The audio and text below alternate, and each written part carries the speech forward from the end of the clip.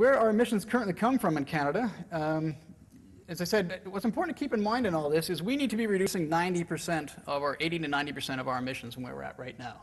So we have to be reducing a whole spectrum of different types of emissions, and whether that's from your homes. You can see this is the amount of emissions coming from homes, the freight for moving things around the country, cars, or industry obviously has an important role to play. And I think we often sort of point to industry and blame industry for everything, but industry doesn't happen in a vacuum. They're obviously selling their products to someone, and ultimately all the emissions from industry are as a result of individuals consuming them. And so really there's a whole spectrum of things that need to be done, but there's things that need to be done at an individual level, but there's also things that need to be done at a larger societal level. What we're going to be talking about tonight is just purely the electricity side of things, and so it's about close to a fifth of the emissions in Canada come from electricity generation. So that's what we'll just be focusing exclusively on electricity tonight. And as a country as a whole, as I said, about a fifth of our emissions come from electricity. Although Canada actually has a fairly clean electricity system in terms of greenhouse gas emissions. About 60% of our power comes from hydro and about 15% from nuclear. And so what that means is only about 25% of our electricity generation actually has greenhouse gas emissions or large amounts of greenhouse gas emissions associated with it. But it's still about 20% of the country's overall emissions. And so that is all coming from this one sector here, which is coal and natural gas. And so who's responsible for the coal and natural gas? I'll show in a minute how it breaks down, but as an individual Canadian, if you were to take the emissions from electricity and divide it across individual Canadians, on a per capita emission rate, it's about 3 tons of carbon per person per year. So the electricity rate, that's sort of how much each Canadian is responsible for. And as I said a moment ago, our overall emissions are about 19 tons of carbon per person per year. So remember, that's the benchmark of how much carbon we're currently emitting, and we need to get it down to about roughly 1. So that's where we're at now. That's sort of where we need to be going. In terms of where the emissions from the different provinces are coming from, Saskatchewan and Alberta have the largest footprint by far, individuals. And you can see, actually, just by virtue of consuming electricity in Alberta, Albertans have a larger footprint almost as large a footprint just from electricity than the average Canadian does from everything that they do. In terms of absolute emissions, Alberta is the largest source of electricity, or largest source of greenhouse gas emissions from its electricity system. And that's because it's a fairly large grid and it's largely coal-based. And so Alberta, so you can pick out fairly quickly which provinces use coal. Alberta obviously is heavily dependent on coal. Saskatchewan, Nova Scotia, New Brunswick, and Ontario is about 25% coal right now, but Ontario is 13 million people, so about 4 or 5 times the size of Alberta. But Ontario is phasing out its coal plants, and they're about to shut them all down in the next 4 years. So Alberta will be left as the single largest source of greenhouse gas emissions from its electricity sector in 4 years' time. So, as I said, Ontario is shutting down its coal plants, and they've already started. They've been in decline. They've been phasing them down for the last 3 years now. And the other interesting thing is Ontario's nuclear plants are also coming to the end of their lives. They've got the Bruce B and the Pickering B plants start to come offline, or start to come to the end of their natural lives in about 2012. So in about 3 years from now, they're actually going to start losing nuclear capacity as well. And they have a couple of options in terms of, do they rebuild these plants, or do they refurbish them, or do they actually build new ones, or do they do something else?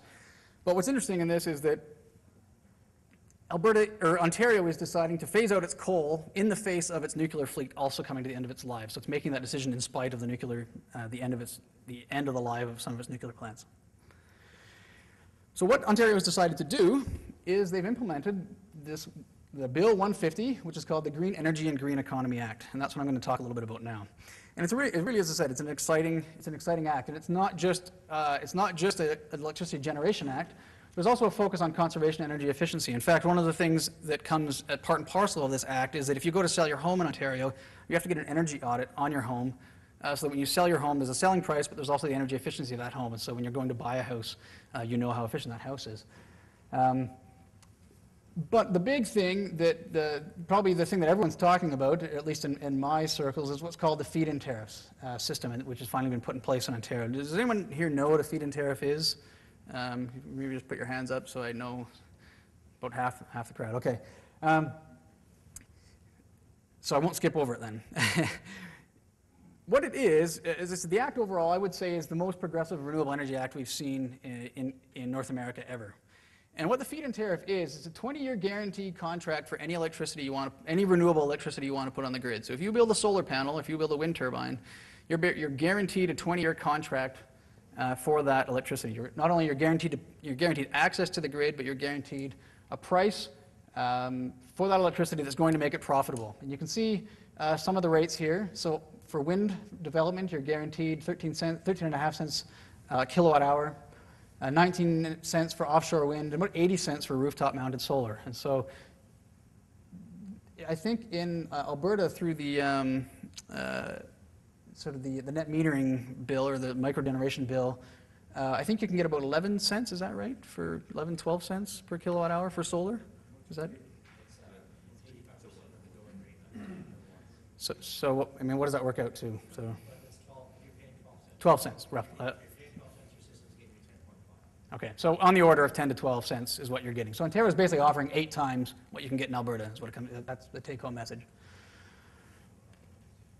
So, and what that means is that what they're trying to do is they're basically saying they want to make all of these technologies profitable so that anyone can build this stuff and you're not doing it for philanthropic reasons. If you're doing it in Alberta right now, you're doing it out of charity, let's be honest. You're putting your own money on the line because you think it's the right thing to do, and that's fantastic. But Ontario's saying we want to go beyond that. We want to get people who don't care about the environment, who don't care about necessarily renewable energy, but they want to do it because it's profitable. And so that's the market they're going after. As I said, so what they've done is they've based these rates on the cost of generation plus a reasonable profit. And so what that's called, it's called a feed-in tariff. The word came out of Germany. It's kind of a weird name, but that's where it came from. And you can find out more about, the Power Authority has posted these rates, and you can find out more about it on these web pages. And I'll make this PowerPoint available to anyone who wants it afterwards. You don't have to scribble that down now. So that's pretty exciting, but that's not it. They're also offering bonuses on top of those rates for communities, for co-ops, and for feed-in tariffs, and for farmer groups. They actually would get a 1 cent bonus on any of those projects if you do it as a co-op or as a First Nation. They're also setting up a community power fund, which helps fund upfront costs and help fund feasibility costs for municipalities, for First Nations, for farmers' co-ops. And they're building a whole bunch of new transmission to enable all of this development onto the Ontario grid.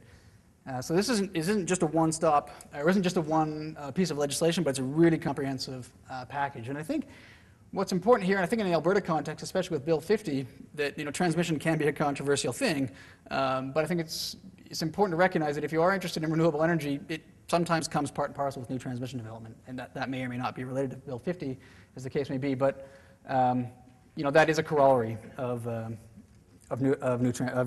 renewable energy development, because in the past we've built our transmission to centralized plants, not to renewable resources. And so if you want to be tapping into the renewable resources, you do need to add new transmission to the system. And so what we have now is this is called the Integrated Power Systems Plan, which was the traditional way of doing things in Ontario, where you had sort of these central authorities making a plan and then deciding what to do in terms of building generation, and really sort of a top-down process.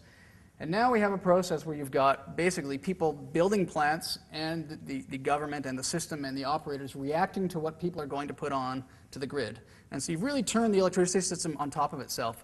And I think that's probably 2 or 3 years ago, this is the type of slide you would have seen out of an advocacy group like SESCI or like the Pembina Institute, where this is the kind of system we want to get to, from a top-down decision-making process to individuals sort of dictating how things are going to go. And now you're seeing that is actually a source from the Ontario Power Authority. So you're seeing this is coming from the top, who's basically saying, we have transformed the way we're going to do electricity in Ontario.